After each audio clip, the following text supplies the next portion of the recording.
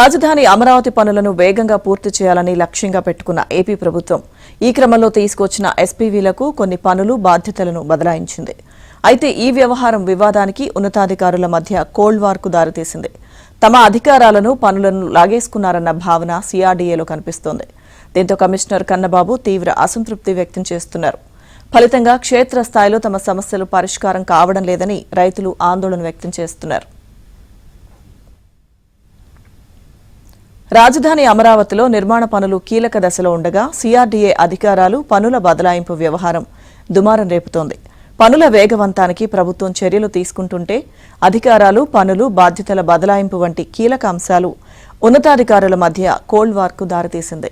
మరోవైపు రాజధాని ప్రాంత రైతులు తమ సమస్యల పరిష్కారం విషయంలో కీలక సంస్థలు ఏకతాటిపై లేకపోవడం సమస్యగా మారుతోందని, మంత్రి నారాయణ పట్టించుకోవడం లేదని అసంతృప్తి వ్యక్తం చేస్తున్నారు.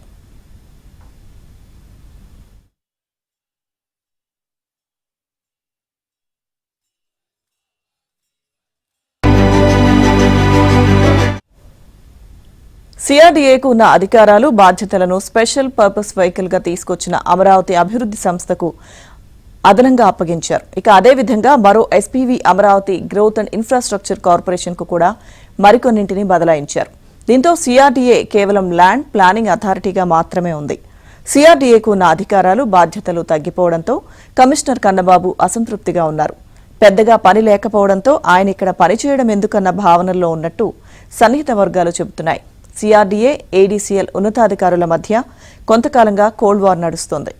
అధికారాల బదలాయింపు దీనికి ఆజ్యం పోయగా ఒకరి అధికారాలను మరొకరు తగ్గించుకునే దిశగా పావులు కదపడం వంటివి సిఆర్డీఏ, ఏడీసీఎల్లో తీవ్ర చర్చనీయాంశంగా మారాయి.